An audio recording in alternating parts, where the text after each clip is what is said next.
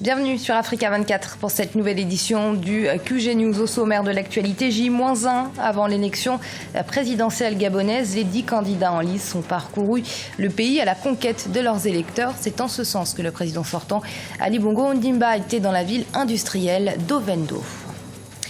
En Côte d'Ivoire, nouvelle équipe à la tête de la Chambre de commerce et d'industrie. Elle s'est voulue rassurante sur sa détermination à favoriser le développement économique du pays.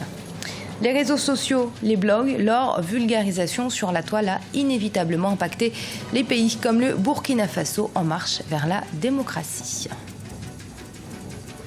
C'est donc ce 27 août que les Gabonais iront aux urnes pour désigner leur nouveau chef d'État. Ils sont 10 candidats en lice, parmi lesquels l'actuel chef d'État, Ali Bongo Ondimba, lui aussi à la conquête d'électeurs qui pourront lui assurer un nouveau septennat à la tête du pays. Il était d'ailleurs en ce sens dans la ville industrielle d'Ovendo, où il a promis de lutter contre la cherté de la vie. C'est un reportage de la rédaction.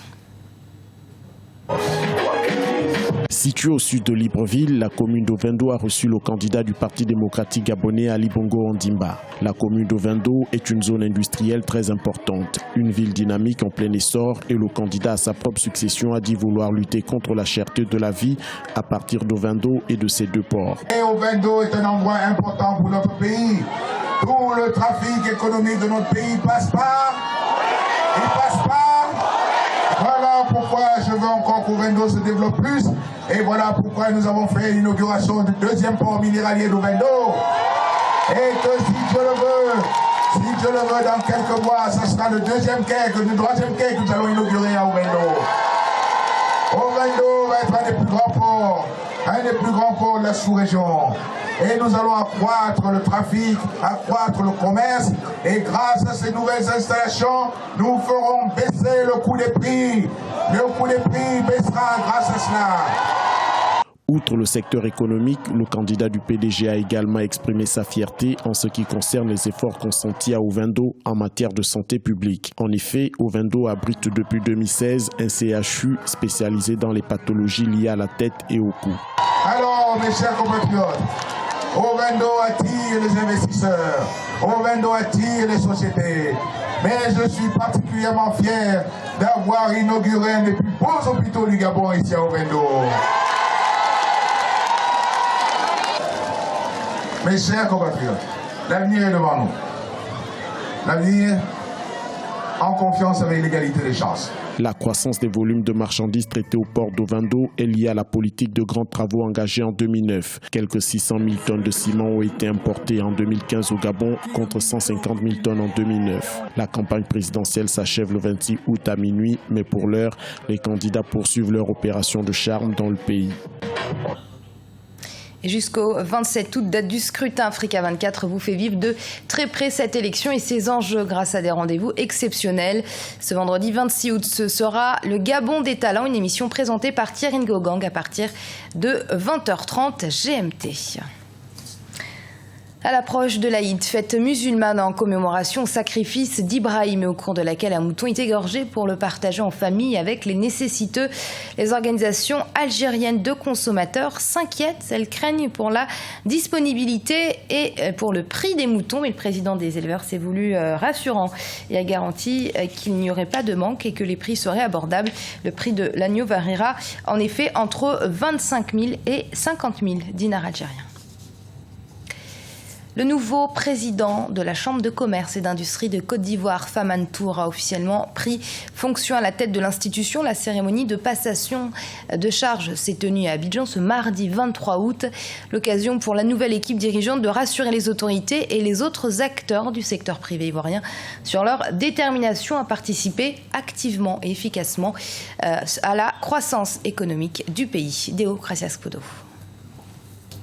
Après l'Assemblée générale tenue à Abidjan le 31 juillet 2016, l'assureur Famane Touré a pris officiellement les rênes de la Chambre de commerce et d'industrie de Côte d'Ivoire. Élu à la tête de l'institution pour un mandat de 6 ans, il assurera désormais la promotion du secteur privé ivoirien qui compte environ 18 000 sociétés légalement installées sur le territoire. Dans ses principales attributions, la Chambre de commerce et d'industrie joue le rôle de courroie de transmission entre les entreprises et l'État ivoirien. Nous avons constaté, et cela a été dit, que dans les régions, effectivement, il n'y avait pas d'animation au niveau consulaire. Nous allons faire de telle sorte que nos représentants, avec les entreprises sur place, puissent effectivement animer et faire promouvoir nos produits locaux, faire de telle sorte que d'autres opérateurs économiques, dans le cadre de la CEDEAO et j'allais dire du monde, puissent venir dans nos régions aussi, pas se limiter seulement à Abidjan. La présidence de la Chambre de commerce et d'industrie de Côte d'Ivoire était jusqu'alors vacante au lendemain de la démission de Jean-Louis Billon, précédemment responsable de l'institution, mais aujourd'hui ministre du Commerce, de l'Artisanat et de la Promotion des petites et moyennes entreprises.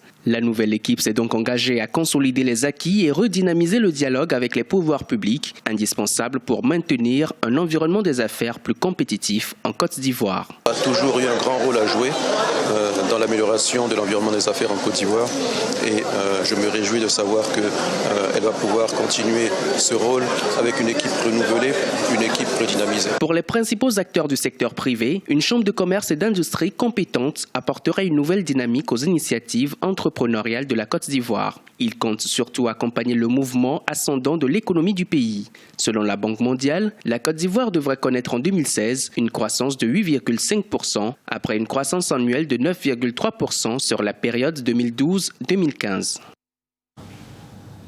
Les entraves à la liberté d'expression ont favorisé aussi bien en Afrique qu'ailleurs à travers le monde l'avènement des blogs comme alternative aux médias traditionnels. Au Burkina Faso, le phénomène a pris des proportions influentes dans la marche démocratique du pays. Reportage Jean-Paul Ouedraogo. Récemment apparu au pays des hommes intègres, le blogging est une activité en passe de conquérir les Burkinabés. Citoyens, activistes ou journalistes, ils sont nombreux à tenir des blogs en espérant influencer de par leur contenu la gouvernance du pays. En 2016, plus d'une trentaine de blogs déclarés actifs ont émergé. Ils se présentent comme des canaux de diffusion très suivis par les populations. C'est en l'occurrence l'exemple du blog Le Messager d'Afrique du journaliste Boukari Ouedraogo.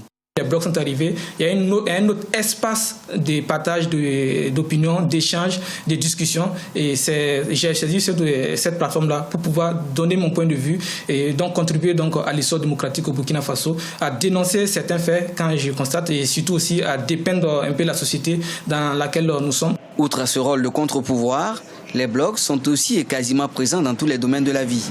De la culture à l'économie en passant par le social, aucun sujet n'échappe au biais des blogueurs. Souvent incompris des médias traditionnels, ils ont indéniablement influencé le quotidien des Burkinabés. Aujourd'hui, des programmes audiovisuels ont même été pensés et conçus pour ces espaces de liberté. Quoi qu'on dise, étant donné que le taux de pénétration Internet est très peu au Burkina Faso, c'est un peu difficile de dire qu'il y a l'influence est assez importante. Mais quand même pour ceux qui sont permanemment sur la toile, il y a une influence parce que par moment on nous interpelle par rapport à certains sujets qu'on aimerait qu'on partage à travers notre blog. Ces blogs-là ont été utilisés dans un premier temps par une certaine classe, une certaine intelligentsia des jeunes, mais progressivement et aussi également avec l'avènement des réseaux sociaux. Donc ces blogs se sont propagés un peu comme de nouvelles sources d'informations pour les journalistes, mais aussi de nouveaux espaces d'échange, de discussion entre des jeunes, entre des organisations, entre des générations. Activité citoyenne, le blog, à l'instar des réseaux sociaux, mérite sa place dans la société burkinabé. En attendant un statut juridique propre à cette activité, il convient selon des analystes de s'y adapter de sorte à ce que chacun y trouve son compte. En Afrique du Sud, des chercheurs du Drug Center de l'Université du Cap ont découvert un nouveau remède contre le paludisme. La molécule mise à l'essai est nommée UCT 943. Sa composition serait efficace pour détruire le parasite du paludisme à différents stades et pourrait même bloquer la transmission du parasite de personne à personne. Cette découverte vient au moment où le continent reste la partie du monde la plus touchée par la maladie, avec 88% des nouveaux cas enregistrés et 90% des décès. Ibrahima Dioumaba. L'Afrique du Sud vient d'enregistrer une performance en matière de recherche sanitaire. Le Drug Center de l'Université du Cap a mis au point une molécule dénommée UCT 943 qui traite des patients du paludisme. Le professeur Kelly Chibal et son équipe ont réussi à disposer d'un remède contre l'une des maladies qui tue le plus de patients en Afrique. Le traitement fera l'objet d'essais précliniques en 18 mois, puis sur des volontaires humains. Cette nouvelle découverte dans le traitement du paludisme que nous appelons selon CUT 943 est prometteuse. Elle intervient à tous les stades du cycle de traitement et offre d'abord une protection contre les parasites du paludisme. Elle tue le parasite au stade sanguin, ce qui signifie qu'elle a le potentiel de guérir la maladie. Le paludisme reste tout de même un défi sur le continent. Selon l'Alliance contre le paludisme, en 2015, environ 188 millions d'Africains ont contracté le paludisme pour 395 000 décès, la plupart des enfants de moins de 5 ans. Actuellement, il y a plus de 30 vaccins contre cette maladie en cours de développement à travers le monde. Les chercheurs sont conscients des défis, mais ils restent optimistes pour l'éradication du paludisme. Nous devons toujours nous rappeler que c'est un combat constant que nous menons contre le parasite du paludisme. C'est une question de temps avant que le médicament ne soit développé et donné aux patients. Si cette molécule est développée avec succès tout au long des essais cliniques, alors elle a vraiment le potentiel de contribuer à l'éradication du paludisme. L'Afrique aujourd'hui reste le continent le plus touché par le paludisme avec 88% des nouveaux cas et 90% de décès. Chaque année, 2,7 milliards de dollars sont injectés dans la lutte contre cette maladie. Pour atteindre 90% de baisse des cas de paludisme d'ici 2030, les dépenses devraient augmenter à 8,7 milliards de dollars par an, selon l'Organisation mondiale de la santé, réduisant les taux de mortalité de 66% depuis l'an 2000. Et ce journal a été préparé par l'ensemble de la rédaction. Merci de l'avoir suivi.